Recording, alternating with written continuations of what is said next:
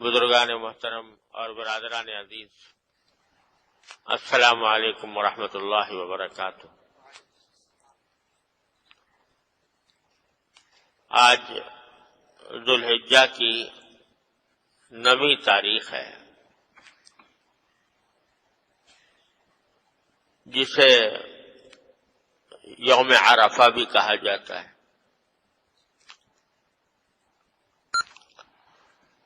اور انشاءاللہ کل عید الاضحیٰ آنے والی ہے، اور 3 دن قربانی کے اور 4 دن ایام تشریق کے شروع ہونے والے ہیں۔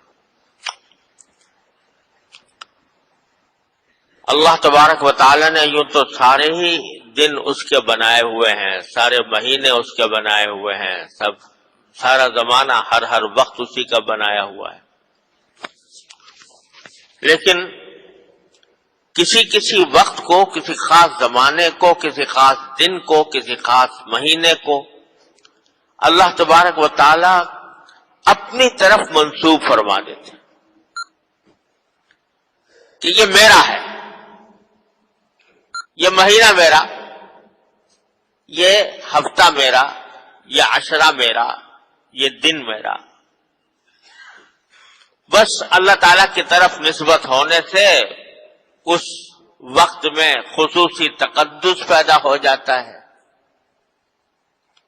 خصوصی برکات اس میں آ جاتی ہیں، اور اس میں کی ہوئی عبادت کا بہت اعلیٰ درجہ ہوتا ہے۔ تو یہ ایام جو اب گزر رہے ہیں، یکم ذوالحجہ سے لے کر اور ایام تشریق کے اختتام تک، یہ ایسے ہی ایام ہیں کہ اللہ تبارک و تعالی نے ان کو اپنی طرف منسوب فرما کر خصوصی تقدس عطا فرمایا، اور اس کے لیے خصوصی احکام تجویز فرمائے۔ آج جیسے مثلا عرفہ کا دن ہے، 9 ذوالحجہ، تو عرفے کے دن کے لیے روزہ رکھنے کو بڑی فضیلت کا روزہ قرار دیا، اب فرمایا کہ جو شخص روزہ رکھے تو اس میں اللہ تعالی سے امید رکھتا ہوں کہ جو شخص یہ روزہ رکھے گا تو اس کے پچھلے 1 سال کے گناہوں کا کفارہ ہو جائے گا۔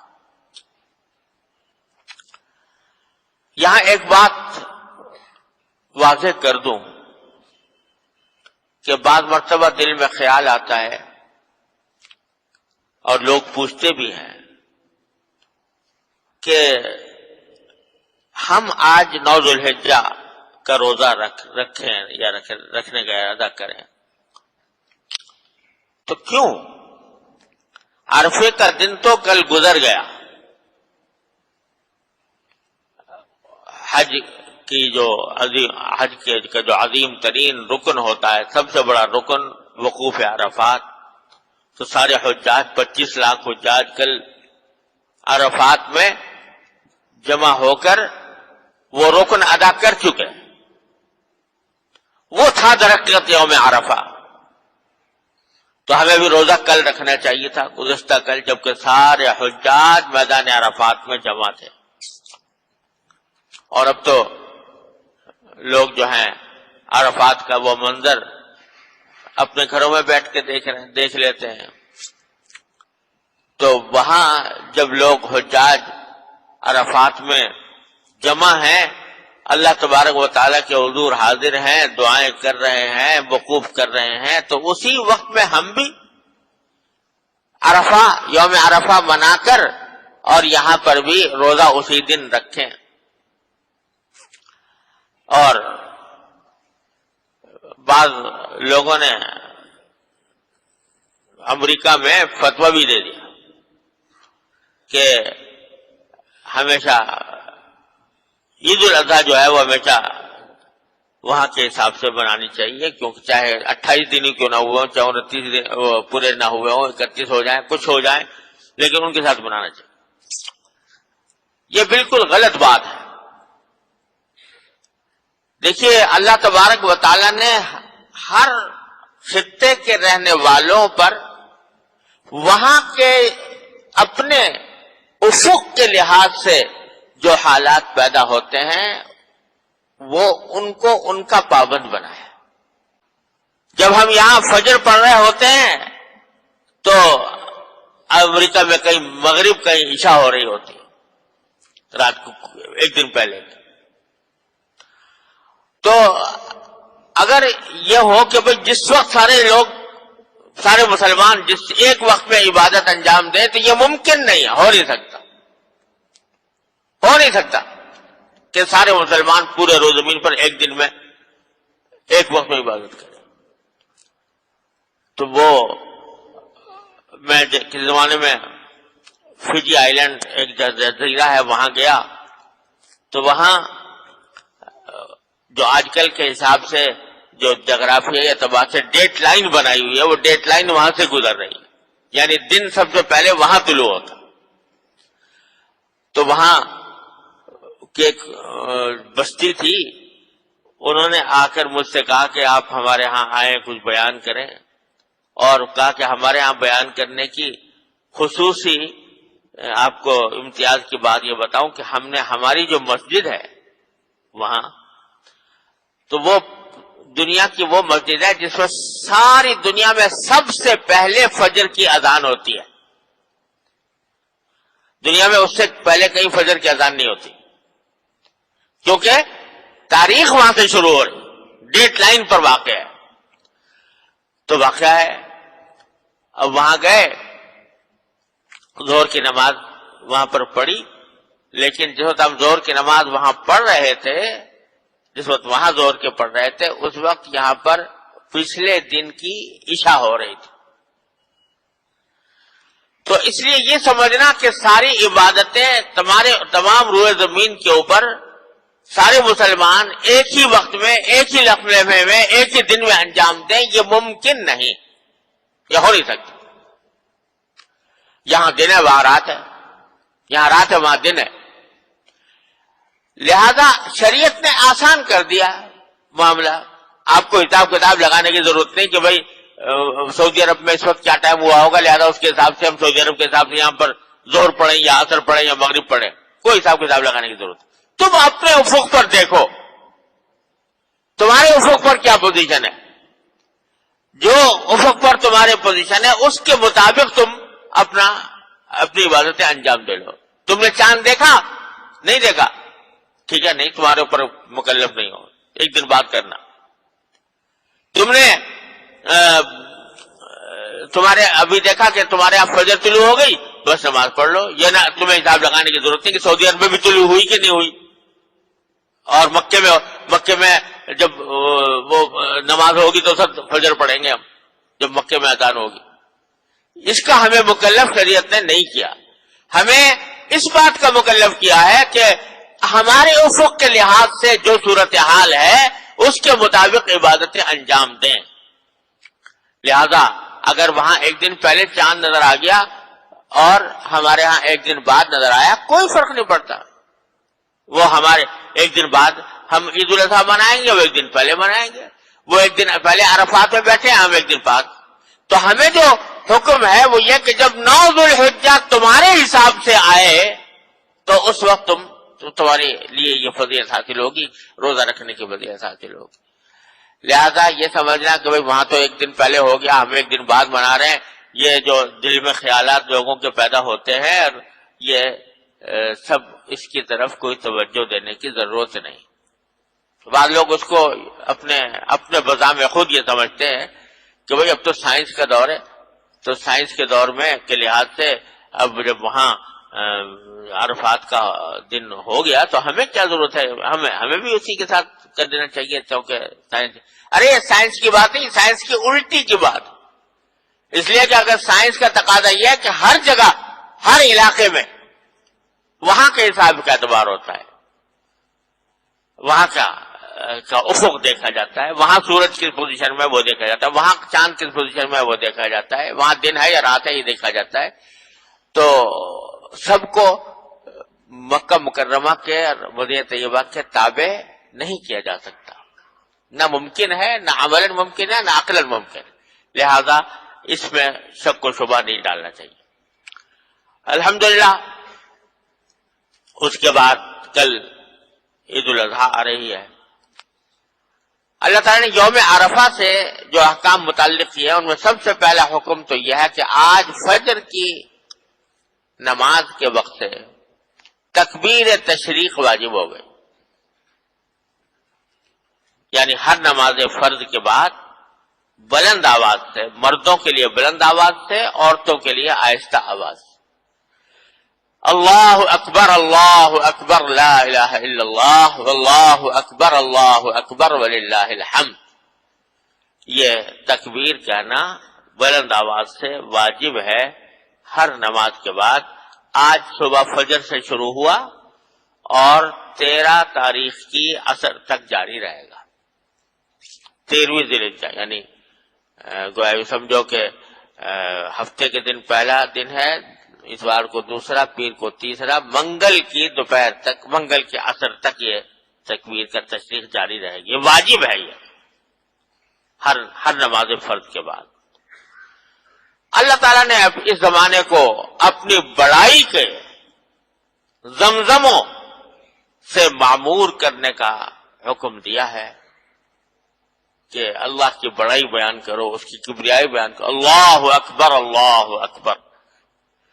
لا الہ الا اللہ واللہ اکبر وللہ الحمد، بڑائی اللہ ہی کی ہے، کبریائی اسی کی ہے، اور یہ نمازوں کے بعد تو واجب ہے، اور ویسے بھی چلتے پھرتے اٹھتے بیٹھتے پڑھتے رہنا یہ مستحب ہے۔ چلتے پھرتے بلند آواز سے نہ ہو تو آہستہ آواز سے، بلند آواز سے کہنے میں بھی کوئی حرج نہیں اور آہستہ پڑھنے میں بھی کوئی حرج نہیں، کہ چلتے پھرتے بھی پڑھتا اللہ اکبر لا الہ الا اللہ واللہ اکبر۔ یہ دن جو ہے نا، یہ اللہ تبارک و تعالی نے اپنی کبریائی کا اعلان کرنے کے دن بنائے، بڑائی اسی کو حاصل ہے، اس کے سوا اس کائنات میں کوئی بڑا نہیں، سب چھوٹے ہیں، جتنے ہیں وہ سب اللہ تبارک و تعالیٰ کے آگے، جتنی مخلوقات ہیں کائنات کی، چاند ہو، سورج ہو، آسمان ہو، زمین ہو، دریا ہو، پہاڑ ہو، وہ سب اللہ جل جلالہ کی کبریائی کے آگے سر بخم، اس کا اعلان کرنے کا یہ دن بنایا ہے اللہ تعالیٰ نے۔ تو کہو، چلتے پھرتے کہو اللہ اکبر لا الہ الا اللہ واللہ اکبر وللہ الحمد۔ پھر یہ 3 دن ایسے آنے والے ہیں کہ اللہ تبارک و تعالی نے ان 3 دنوں کو ایک ایسی عبادت کے لیے مخصوص فرمایا جو صرف ان 3 دنوں میں ہی ادا ہو سکتی ہے، 3 دن سے باہر نہیں، یعنی قربانی کی عبادت۔ قربانی کی عبادت کے لیے اللہ تعالی نے سال میں صرف یہ 3 دن مقرر کر دیے ہیں، 10، 11، 12 ذی الحجہ، بس۔ باقی دنوں میں اگر قربانی کرنا چاہو گے نہیں ہوگی۔ لوگ جو بعض اوقات بکرا ذبح کر کے صدقہ کر دیتے ہیں، گوشت تقسیم کر دیتے ہیں غریبوں میں، وہ صدقہ ہے، وہ گوشت کا صدقہ ہے، قربانی نہیں ہے۔ وہ قربانی یہی ہوتی ہے 3 دنوں کے اندر، انہی 3 دنوں میں، اس کے علاوہ قربانی نہیں ہو سکتی، کیونکہ قربانی کیا ہے؟ قربانی کی عبادت تو جب آپ نے اللہ تعالی کی حکم کی تعمیل کی نیت سے کسی جانور کے گردن پر چھری پھیر دی، گلے پر چھری پھیر دی، بسم اللہ اللہ اکبر کہہ کر چھری پھیر دی اور اس کو ذبح کر دیا، قربانی ہو گئی۔ قربانی کی عبادت ادا ہو گئی، اس کا اجر و ثواب اسی وقت مل گیا، اس کا گوشت سے کوئی تعلق نہیں ہے۔ گوشت سارا خود کھا جاؤ تب بھی قربانی ہوگی، سمجھے؟ دوسروں کو کھلا دو وہ بھی قربانی ہو گئی۔ قربانی کی عبادت صرف گلے پر چھری پھیر دینے سے پوری ہو جاتی ہے. یہ ہے عبادت. اب گوشت کا مسئلہ یہ ہے کہ بھائی اچھا ہے زیادہ سے زیادہ غریبوں میں تقسیم کرو.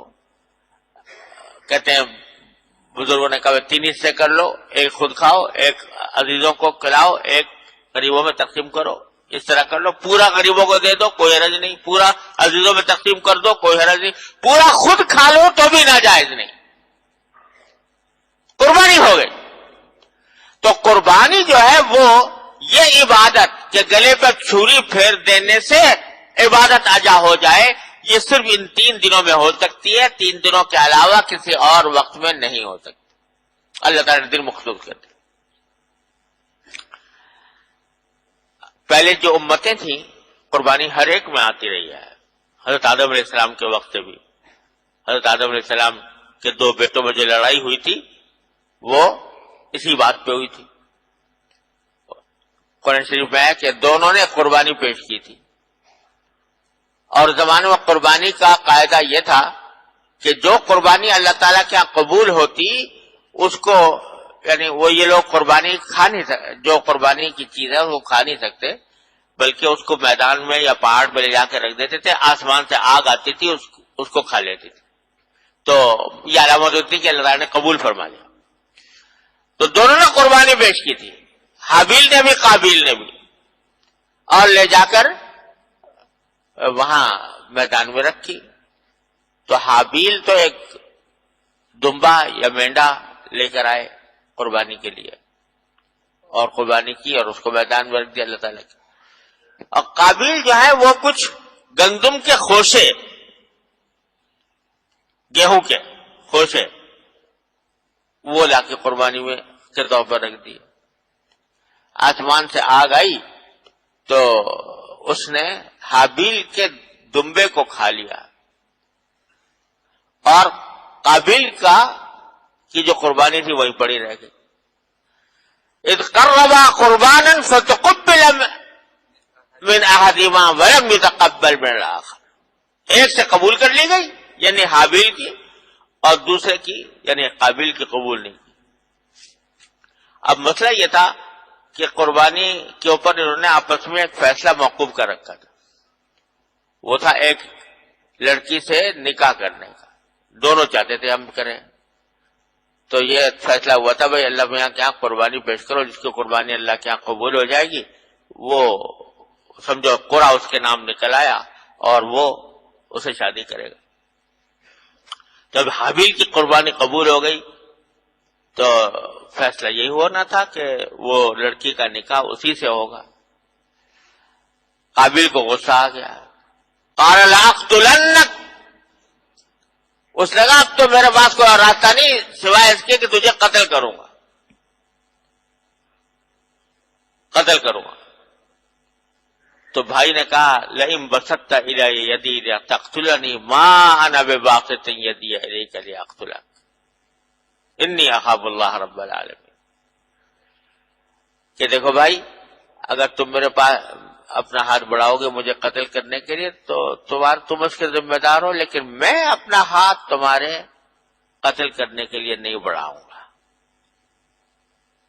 کیونکہ میں تو اللہ سے ڈرتا ہوں کہ میں اپنی ذات سے کسی کو قتل کروں. خیر وہ لمبا قصہ ہے، ہو گیا. لیکن قربانی اس وقت سے چلی آتی ہے حضرت آدم علیہ السلام کے وقت. پھر حضرت موسیٰ علیہ السلام کی شریعت میں آئی. موسیٰ علیہ السلام کی شریعت، حضرت موسیٰ علیہ السلام کی شریعت میں بہت سی قربانیاں ہوتی تھی.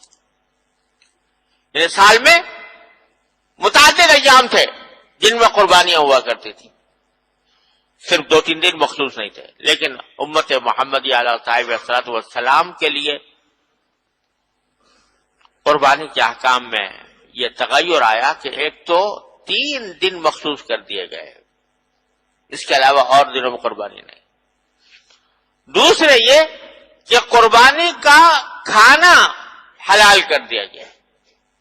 ابھی میں نے عرض کیا تھا کہ پہلے زمانے میں قربانی کا ایک ہی راستہ تھا کہ اس کو میدان میں یا پہاڑ میں رکھ دیں، آسمان سے آگ آئی کھا جائے گی. لیکن امت محمدی علیہ السلام کے لیے قربانی کا گوشت کھانا بھی حلال کر دیا. بھائی دیکھو ہم نے تم نے گلے پہ چھری پھیر دی ہمارے خیال سے، ہماری حکم کی اطاعت میں، چلو ہم نے تمہاری قربانی قبول کر لی، بات ختم ہو گئی، اور اب جاؤ ہم تمہیں ہی دے دیتے ہیں، تم ہی کھاؤ اس کو، تمہارے لیے کھانا حلال کر دیا جائے۔ وہی ذبح بھی کرے ہے، وہی لے ثواب الٹا۔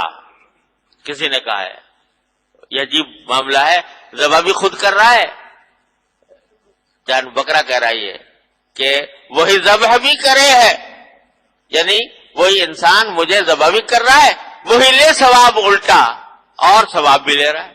مجھے مارا، مجھے قتل کیا، مجھے میری جان لی، میرے گلے پر چھری پھیری، اور ثواب بھی خود ہی لے رہا ہے، وہی لے ثواب الٹا۔ اللہ تعالی نے یہ اس میں ایک امت محمدیہ اللہ صاحب علیہ السلام کی خصوصیت رکھ دی ہے کہ اب تمہارے لیے حلال ہے، اس کو کھانا بھی حلال ہے۔ بات کیا ہے ذرا سمجھ لو، سمجھنے کی بات ہے۔ یہ قربانی ہے کیا چیز؟ قربانی یہ ہے در حقیقت تمہیں توجہ اس بات کی طرف دلانی ہے کہ دیکھو بھائی، اس کائنات میں سب سے زیادہ اہم کام اور سب سے زیادہ اہمیت اگر کسی چیز کو حاصل ہے تو وہ ہمارے حکم کو ہے۔ اس سے عادی بن جاؤ کہ ہمارا حکم جب آ جائے تو تمہارا کام صرف یہ ہو کہ اس کی تعمیل کرو۔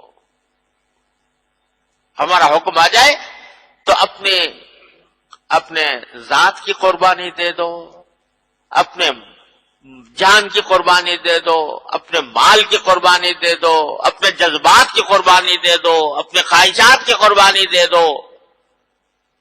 ایسے بنو کہ ہمارا حکم حسن حکم ہمارا ہے، اور جب حکم آ جائے تو پھر نہ کوئی عقلی گھوڑے دوڑائے، نہ کوئی تعویلیں کرے، نہ کوئی بہانے تلاش کرے، بس حکم کے اوپر عمل کر۔ جیسے ابراہیم علیہ خلیل اللہ علیہ السلام نے حکم آ گیا بیٹے کو ذبح کرو۔ اب اس بیٹے کو ذبح کرنے کا جو حکم ہے اس کو ذرا تول کے دیکھو کسی بھی میزان کے اوپر، کسی بھی ترازو میں۔ قتل کرنا بے گناہ کا، بے گناہ بھی کون؟ نابالغ کو قتل کرنا حالت جنگ میں بھی شریعت نے جائز قرار دے دیا، نابالغ بچوں کو، اور نابالغ بھی اپنا بیٹا۔ تو قتل کرنے کا کسی طرح بھی عقل میں نہیں آتا کہ بھئی کیا جرم کیا بچے نے، کیوں اس کو قتل کیا جا رہا ہے، لیکن حکم آ گیا انی اذبحو کا۔ بیٹے سے پوچھا فانظر ماذا ترى، کہ بتاؤ بیٹا تمہاری کیا رائے ہے؟ میں نے یہ خواب میں دیکھا ہے، انبیاء کرام کا خواب وہی ہوتا ہے۔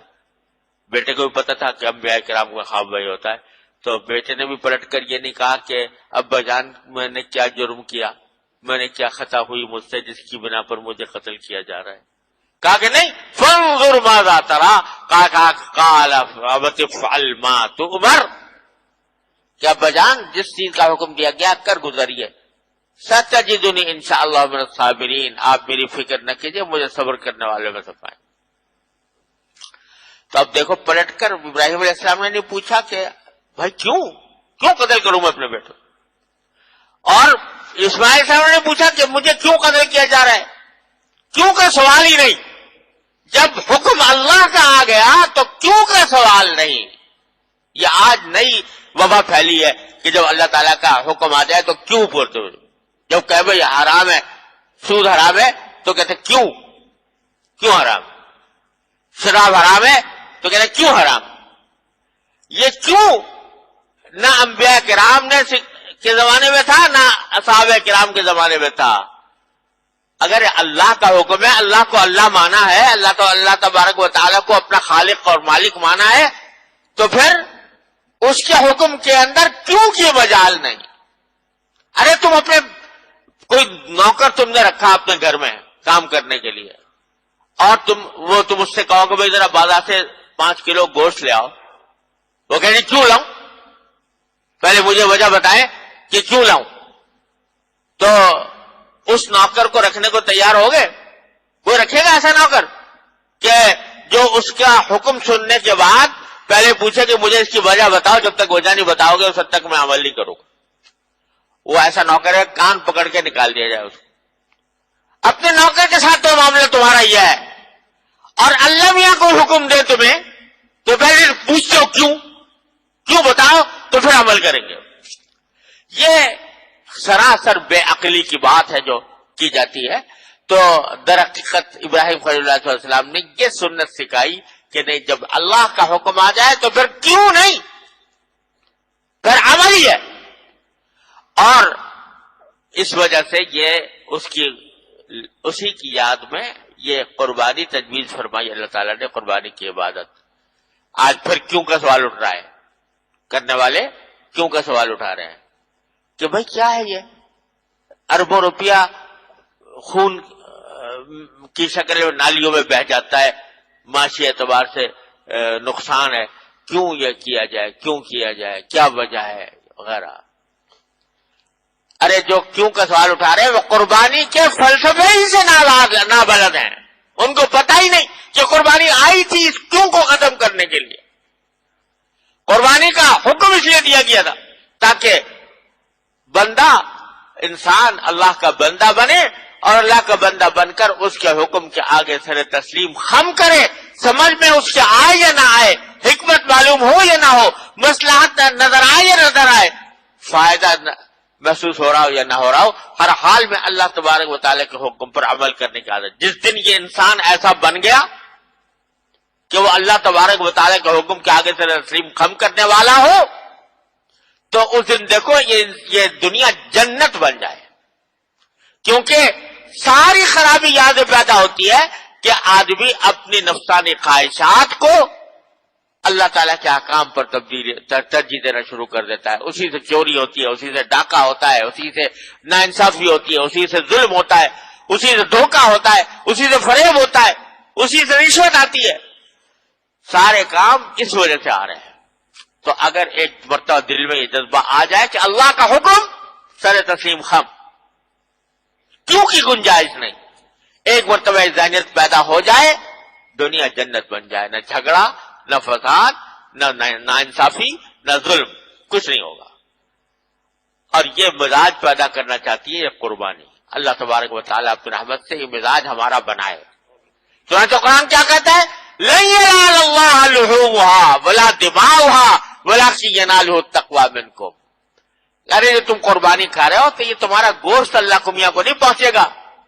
اللہ میاں کو گوشت نہیں کھانا تھا جس کی وجہ سے تمہیں قربانی کی حکم دیا. گوشت نہیں پہنچے گا، ولا دماؤها، نہ ان کا خون وہ اللہ کو پہنچے گا،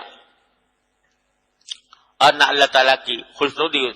ولكن يناله التقوى، جو چیز پہنچے گی اللہ کو وہ تمہارے دل کا تقوی ہے. کیا مانا کہ جس تقوی کے جذبے سے، اللہ تعالیٰ کے حکم کی اطاعت کے جذبے سے تم نے قربانی کی، وہ ہے در حقیقت ہمارے نظر میں قیمتی چیز.